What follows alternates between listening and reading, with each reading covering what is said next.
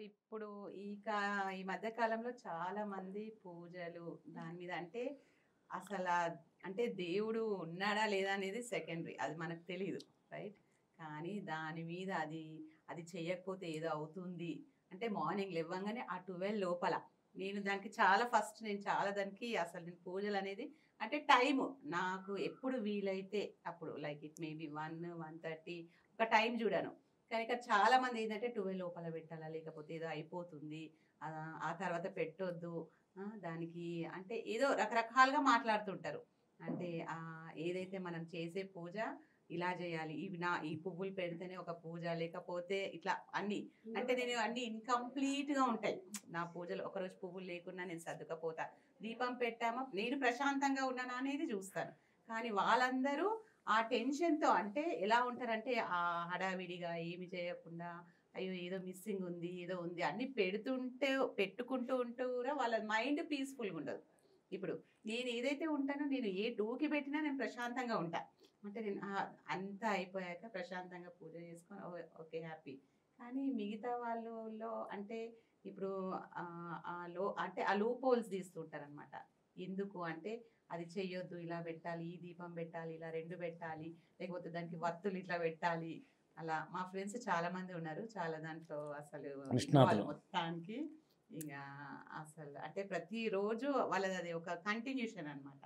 So నేను అంటే నాది ఎలా ఉంటుందంటే ఒక 1 వీక్ ఒకసారి పెట్టినా చాలు. దేవుడు ఒక మొక్కినా చాలు, జస్ట్ నాకు పీస్ అంటే నాకేంది అంటే లైక్ ధ్యానం, అంటే మెడిటేషన్. మా హస్బెండ్ చాలా మెడిటేషన్ ఇలాంటివి ధ్యానము స్పిరిచువల్ అనమాట. సో నేను దాన్ని నమ్ముకుంటా మోస్ట్లీ. అంటే ఒక 10 మినిట్స్ మనం ప్రశాంతంగా కూర్చున్నా చాలు, మీకు దేవుడు ముందు ఉండి మొక్కినట్టే. పూజ రూమ్‌లకే పోయి మొక్కినట్టు అలా అలా ఉండొద్దు. అలా అన్నా గానీ ఎవరు నమ్మేటట్టుగా లేరు. అంటే కంపల్సరీ అక్కడ పోయి చేస్తేనే అది మనకు ఫలితం వస్తుంది అని. ఇప్పుడు టెంపుల్స్‌లో కూడా మా దగ్గర వెంకటేశ్వర స్వామి టెంపుల్ ఉన్నది. ఆలయం ఉంది, టెంపుల్. సో అక్కడ కూడా అంతే. అంతే జనాలు విచ్చలవిడిగా అంటే చేసేసేయాలి, లేకపోతే అదేంటో ఇవాళ ఎళ్ళలేదు నేను, అదేదో అయిపోయింది. దాన్ని ఒక టెన్షన్, ఒక స్ట్రెస్ అయిపోయింది వాళ్ళకి. ఈరోజు పూజలనేది కూడా అంటే పూజలు చేసేది మన పీస్‌ఫుల్ యాక్చువల్. అవునా? ప్రశాంతత. కానీ వాళ్ళు ఎన్ని పూజలు చేసినా ప్రశాంతత వస్తలేదు. సో దానికి మీరు ఎలా చెప్తారు ఈ లేడీస్‌కి? అంటే చెయ్యమంటారా? చెయ్యొద్దా? ఏంటి అనేది? ఇక్కడ బేసిక్ పాయింట్ ఏంటంటేనండి, పూజలు, వ్రతాలు ఇవన్నీ మనకు అర్థమయ్యే భాషలో చెప్పాలి అంటే ఒక ఫిజికల్ ఫామ్ ఆఫ్ డివోషన్. అవును. నా భక్తికి ఒక ప్రాథమికమైన భౌతికమైన బయటకు కనిపించే ఒక ఎగ్జిబిషన్. హ్మ్. ఎగ్జిబిషన్ అనేది నెగిటివ్ వర్డ్ అవుతుంది. పాజిటివ్ వర్డ్గా చెప్పాలి అంటే ఒక యాక్ట్, ఒక చర్య, హ్మ్. ఒక పని. అవును. నేను నీ మీద నాకున్న భక్తిని, గౌరవాన్ని చూపించడానికి ఇదొక మార్గం. పూజ అంటే అది. హ్మ్. నేను దేవుణ్ణి పూజించడం ద్వారా ఎండ్ రిజల్ట్ ఏంటంటే హ్మ్. ప్రశాంతత, ధైర్యం. నేను బలంగా నమ్మేది దైవం అనే కాన్సెప్ట్ వెనకాల ఏముంది అంటే ఒకటేమో ధైర్యాన్ని ఇవ్వడానికి, హ్మ్. రెండేమో పీస్ ఆఫ్ మైండ్ ఇవ్వడానికి. అవును. మనకు అప్పుడప్పుడు జీవితంలో తెలియని, అర్థం కాని, రీజన్ తెలియని హ్మ్. ఇన్సిడెంట్స్ జరుగుతూ ఉంటాయి. జరిగినప్పుడు వాటిని మనం ఎలా ట్యాకిల్ చేయాలో అర్థం కాదు. అలా ఎలా ట్యాకిల్ చేయాలో అర్థం కానప్పుడు మనకి ఎక్కడో కాన్ఫిడెన్స్ లూజ్ అవుతాం. హ్మ్. ఆ కాన్ఫిడెన్స్ని రీబిల్డ్ చేసుకోవడానికి ఉపయోగపడేది దైవం అనే కాన్సెప్ట్. ఈ దైవం అనే కాన్సెప్ట్ ఎప్పుడైతే మీరు కనుక అర్థం చేసుకున్నారో, హ్మ్. మార్కుల కోసమో లేకపోతే కనుక ఏదో తూతూ మంత్రంగా చదవడం కోసమో ఒక స్టూడెంట్ ఎలాగైతే పుస్తకం చదువుతాడో, హ్మ్. అలా కాకుండా నాలెడ్జ్ కోసం చదవాలని ఎలాగైతే దాని ఎండ్ రిజల్ట్ అదో, అలా మన ఎండ్ రిజల్ట్ పూజలో కూర్చున్నప్పుడు దైవ నామ స్మరణ ద్వారా మనకి ఒక ధైర్యం, ఒక ఆత్మవిశ్వాసం, ఒక ప్రోత్సాహం, ఒక నమ్మకం, పాజిటివ్ ఒక ఎనర్జీ. పాజిటివ్ ఎనర్జీ, ఒక వైబ్, హ్మ్. ఇవన్నీ రాగలిగితే, పీస్ ఆఫ్ మైండ్ రాగలిగితే, నా సమస్యకు సొల్యూషన్ కూడా రాగలిగితే పూజకి అసలైన ఫలం లభించినట్లు లెక్క. ఇంకా పువ్వులంటారా, కొబ్బరికాయలంటారా, ఆనపకాయలు అంటారా, అరటిపళ్ళు అంటారా, ఇవన్నీ కేవలం దానికి సంబంధించిన ఇన్స్ట్రుమెంట్స్. మీ ఇంటికి నేను రావడానికి ఓలా క్యాబ్ అయినా లేకపోతే కనుక ఊబర్ క్యాబ్ అయినా నడిచొచ్చినా గమ్యం చేరడానికి నాకుండే రూట్స్ అవి, వేస్ అండ్ మీన్స్ అవి. చందమామ నేను వేలుతో చూపిస్తాను, వేలు లేకపోతే స్కేల్తో చూపిస్తాను. నువ్వు వేల్ని స్కేల్ని చూస్తావా, చందమామని చూస్తావా? అసలైనది చూడాల్సింది చందమామని, వేల్ని స్కేల్ని కాదు. అందుకని పూజదేముంది? పూజ ఎందుకు వచ్చిందో చెప్పమంటే చెప్తాను మీకు.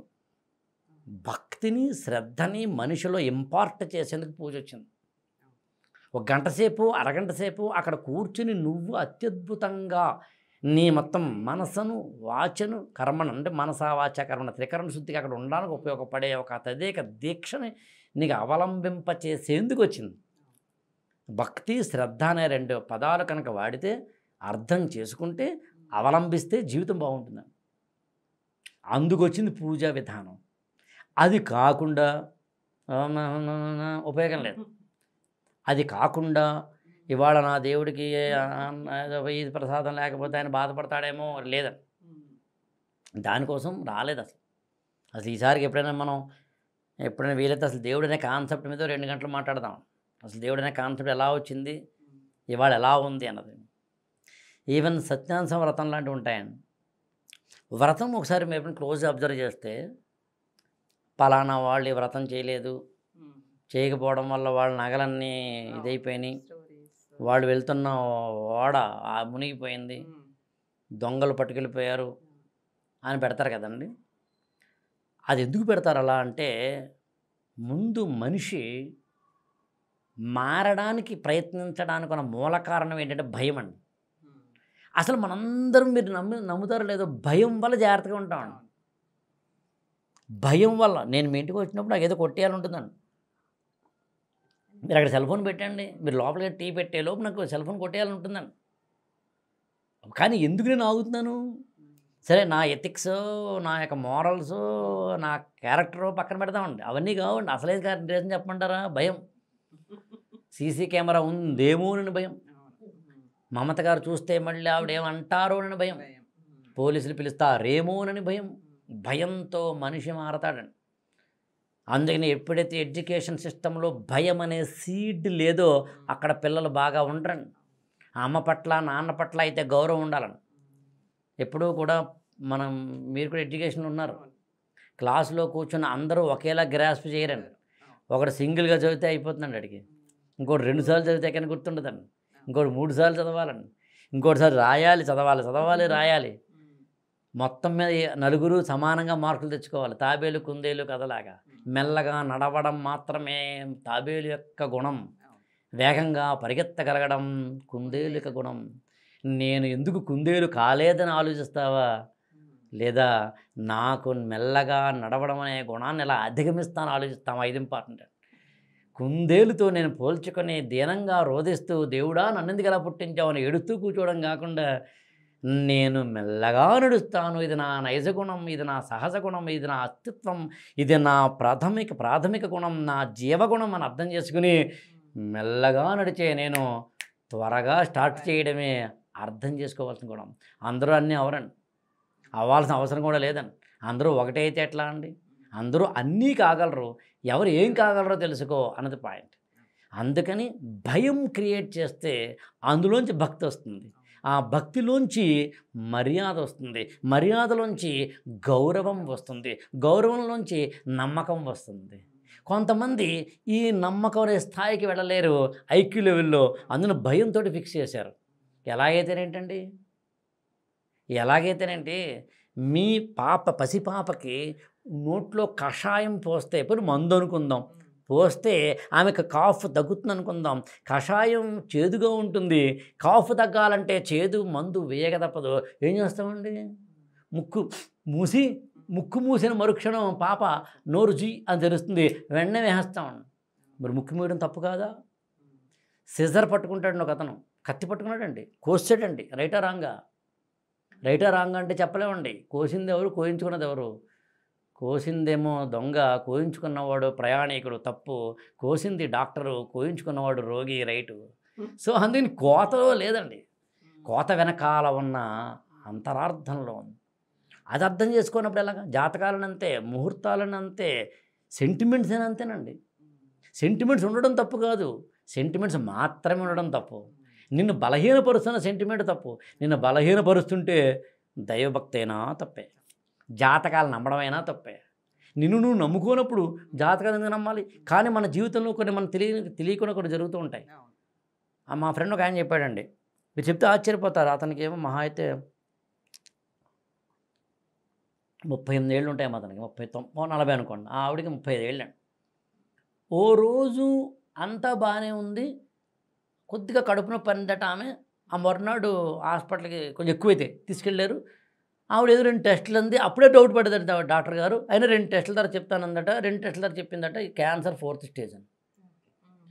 2 నెలలు 3 నెలల కన్నా బతకదాను, అంతే. 2.5 నెలలు బతికింది.